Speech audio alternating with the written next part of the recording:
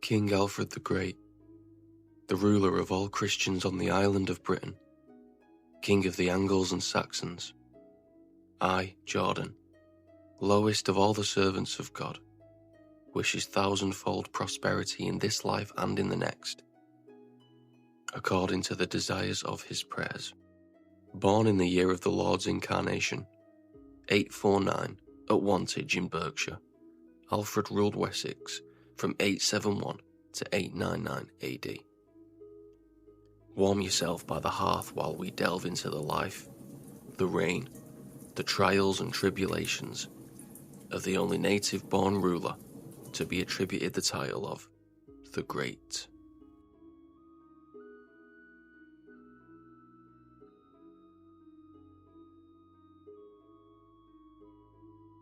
To understand the England a baby Alfred was stepping into, let us briefly examine the century prior. Mercia, getting its name from the word march, meaning border, was the dominant kingdom before Alfred's reign. At the end of the 8th century, Mercia saw a great expansion under King Offa, who ruled Mercia from 757 AD until his death in 796. King Offa gained control of the previously independent rulers of the Howissa, Sussex and Kent, going on to extend his influence over Lindsey, Surrey, Essex and East Anglia. This Mercian supremacy continued until the year 825. King Beornwulf of Mercia, ruling from 823 to 825, is defeated by King Egbert of Wessex, who ruled from 802 to 839, at the Battle of Ellendon, which is Rawton in Wiltshire. This led to Kent, Surrey, Essex and East Anglia all submitting to Egbert. In 829, 4 years after the Battle of Ellendon, Egbert conquered Mercia and everything south of the Humber. According to a chronicler, he was the 8th king who was Bretwalder. A Bretwalder is a term used to describe an Anglo-Saxon ruler who held supremacy over multiple kingdoms in Britain, enough to be considered an overlord. Soon after, Egbert led an army to Dore in Derbyshire and successfully secured submission of the Northumbrians, and in 830 it is said that he even extended his authority over the Welsh. It is unknown why Egbert never consolidated his power over these regions. Wiglaf, king of Mercia, recovered his kingdom in 830. It is unknown whether by force or by Egbert's will. However, Mercia and Wessex enjoyed a period of great relations in the decades to follow. The 840s show similar coinage of Athelwulf of Wessex and Bertwulf of Mercia, as both kingdoms employed the same moneyers. Burgred of Mercia obtained Athelwulf's assistance in overpowering the Welsh in 853. Athelwulf also gave Burgred his daughter in marriage in that same year. Then the Vikings came. Despite charter evidence showing Viking raiders being active in Kent in the late 8th and early 9th centuries, continuous records of their activities did not begin until 835. Earlier Viking attacks were swift and brief, and then they returned home. But the 850s saw a new era of Viking invasions. They began to stay in England over winter. Their armies were now enormous in size, rather than the smaller raiding parties seen in the decades prior.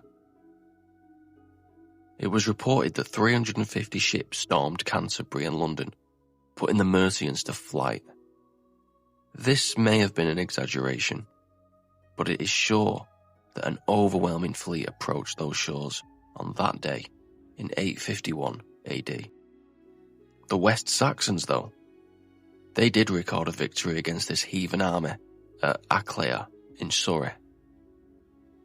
The chronicler, writing this during Alfred's reign, stated that the West Saxons led by Athelwulf inflicted the greatest slaughter on a heathen army that we had ever heard of until this present day. This is the world Alfred was stepping into. To the contemporary Anglo-Saxon, it would appear that hell itself was descending upon their home.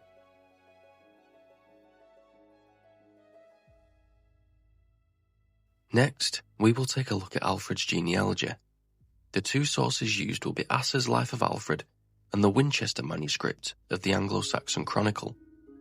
Each offers something slightly different. The Winchester manuscript opens with Alfred's lineage, which is dated back to the semi-mythical figure of Woden, the Anglo-Saxon equivalent of Odin, who you may be more familiar with. But the manuscript also details the succession of the Wessex crown all the way back to the supposed founding father, Cerdic, who we will speak of more later. Asser, on the other hand, being a servant of God himself as a monk and possibly bishop of St. David's in Wales, details Alfred's paternal lineage dating all the way back to Adam. It draws parallels in its format to the genealogy of Christ found in Luke 3:23-38. Asser states that Alfred's genealogy is woven in this way. King Alfred was the son of King Athelwulf, the son of Egbert, the son of Alhmund, the son of Iaffa, the son of Eopa, the son of Ingild. Ingild and Ina, the famous king of the West Saxons, were two brothers. Ina journeyed to Rome, and honourably ending this present life there, he entered the heavenly land to reign with Christ. They were the sons of Kenred, the son of Chauwald, the son of Cutha, the son of Cuthwina, the son of Chaulin, the son of Kinrich, the son of Creoda, the son of Cerdic, the son of Elessa, the son of Gewis, after whom the Welsh call that whole race the Gewissa, the son of Brand, the son of Baldai, the son of Woden, the son of Thritherwald, the son of Thraulaf, the son of Thriverwulf, the son of Finn, the son of Godwulf, the son of Giat, whom the pagans worshipped for a long time as a god. Giat was the son of Tatwa, the son of Beau, the son of Sheldwa, the son of Heramod, the son of Itamon, the son of Havra, the son of Huala, the son of Bedwig, the son of Seth, the son of Noah, the son of Lamech, the son of Methuselah, the son of Enoch, the son of Jared, the son of Mahalaleel, the son of Canaan, the son of Enos, the son of Seth, the son of Adam.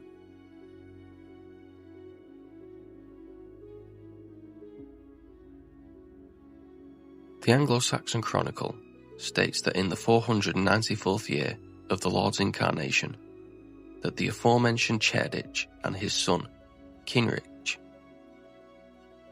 landed at Cerdic's shore with 5 ships. Notice how Asser stated that Kinrich was Cerdic's grandson, with Creoda between them. It shows a discrepancy between the genealogies. 6 years after landing, it is said that they conquered the West Saxon lands from the Britons, and thus began the lineage of the West Saxon kings.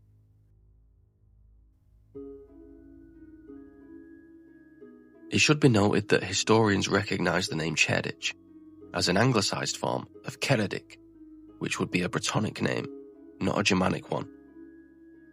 It's becoming more accepted in the field that the Anglo-Saxon migration was more peaceful than originally suspected, with evidence of the Germanic migrants and the native Romano-British population living side by side, even sharing burial grounds. It could be hypothesized that the dominant Anglo-Saxon culture swallowed up some of the Brittonic history and traditions and started to claim it as their own. These royal lineages serve as a political version of their origins to add weight to their claim on the throne. Origin legends in Anglo-Saxon culture often shared similarities, usually a father and son, or a pair of brothers would land on the shores of what we now call England. Another example being Hengest and Horsa, the brothers from the legend of the origins of Kent.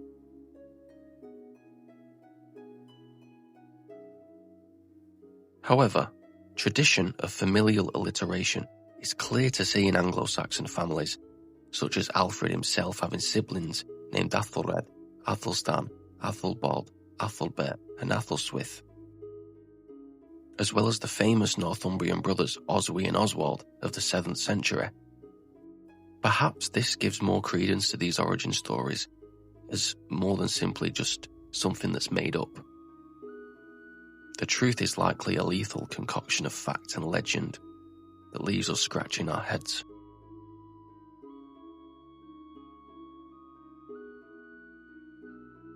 Alfred was the youngest son of King Athelwulf and Osba. He was raised in the royal courts, giving him more chance at education than the average Anglo-Saxon child. However, Alfred himself recounts that he was ignorant of letters as a child and wished he had teachers available to teach him Latin and the liberal arts. He was a big fan of poetry. Though he couldn't read it, he would often enjoy it being read aloud for him to memorise. A famous story tells of his mother Osba promising a book of English poetry to the son who could memorise its contents, so Alfred took it to a teacher who helped him do just that.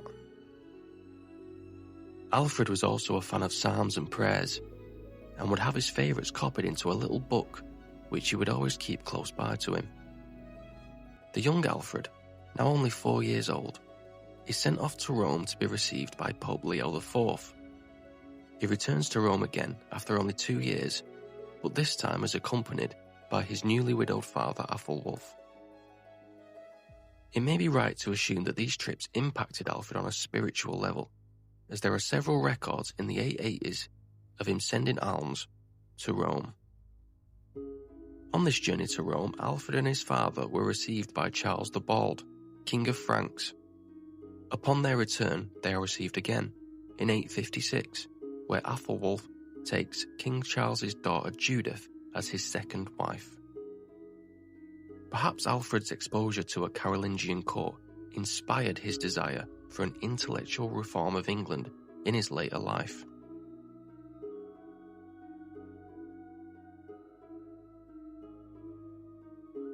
After Alfred's grandfather, Egbert, secured victory at Ellendon in 825, Wessex's territory grew eastward to Surrey, Sussex, Essex and Kent. Egbert therefore appointed his son, Athelwulf, as King of Kent, and likely some control over the other eastern provinces also. So, when Athelwulf assumed the Wessex throne upon his father's death, he followed suit and appoints his son Athelstan as King of Kent, but Athelstan died in the early 850s. Therefore, prior to his trip to Rome with Alfred in 855, he divided the kingdom between his two eldest surviving sons. Athelbald got Wessex and Athelbert got the eastern provinces. This was also the year that the Vikings would stay on the Isle of Sheppey for the entire winter, instead of returning home like they had done in the past. However, a sly Athelbald, contrary to the practice of all Christian men, plotted to prevent his father's return. And despite the plan not coming to fruition, he did manage to retain Wessex, leaving his father to take over the eastern provinces from Athelbert. Athelwulf died in 858, and Athelbald takes his wife Judith, which according to Asser was not only contrary to Christian practices, but a practice even the pagans opposed. Athelbald died in 860, leaving Athelbert the west and the eastern kingdoms for himself. During his reign, a great Viking army arrived by sea and aggressively attacked Winchester and laid waste to the city. Upon their return to the sea with their plunder, Osric, Ealdorman of Hampshire, with his men, and Ealdorman Athelwulf, with his men of Berkshire, opposed the Vikings and slaughtered them in battle. Athelbert reigned for 5 years and dies in 865, leaving Athelred to take the whole kingdom. When Athelred became king, he was around 20 years old, and Alfred was 17. Looking to protect his own interests, Alfred appealed to his brother for some of their father's private property to be handed over to him. Athelred refused this, but did allow for the property to go to Alfred should he die. This was seen as an act of naming Alfred as his successor to the crown, as opposed to passing it on to his children, who were displeased about this.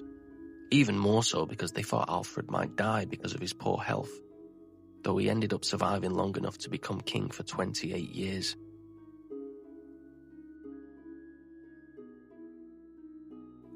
(865) is also the year that a great heathen army arrived in England. They approached East Anglia, who made peace with them, which likely means paid them off. Therefore, the heathens moved northward in 866 into Northumbria and settled at York, which was then known as Ethelwich to the English, and later known as Jorvik to the Vikings. In 867, the Northumbrians also made peace, but the Vikings appointed a puppet ruler, allowing them to venture towards Mercia, where they settled for the winter in Nottingham. Burgred of Mercia appealed to Ethelred of Wessex and his brother Alfred to help them against the Viking incursion, and despite laying siege to Nottingham, a battle never occurred. The end result was Burgred making peace with the Vikings. Mercia and Wessex were clearly on good terms during this time, as 20-year-old Alfred married Elswith in 868. Her father was a Mercian ealdorman, and her mother was a member of the Mercian royal family. Furthermore, in the late 860s, Burgred and Athelred had almost identical coinage being coined by the same moneyer, a sign of unity that we've discussed previously. The Vikings made their return to York in 868, settled for the year in 869, then remembered that the Vikings and went off back to East Anglia, settling at Thetford for the winter of 869 to 870. King Edmund of East Anglia was unwilling to make peace by paying them off, so he took the fight to the Vikings and was brutally defeated, leaving the heathens to conquer his lands. At the end of the year 870, the Vikings began moving westward into Wessex, making base at Reading. In the opening weeks of 871, King Athelred and Alfred fought a series of battles against them, with a notable victory at Ashdown, but failing to gain any overall advantage. In that year, Alfred would become king. 871, the year Athelred died, and the year a huge second heathen army would arrive at Reading.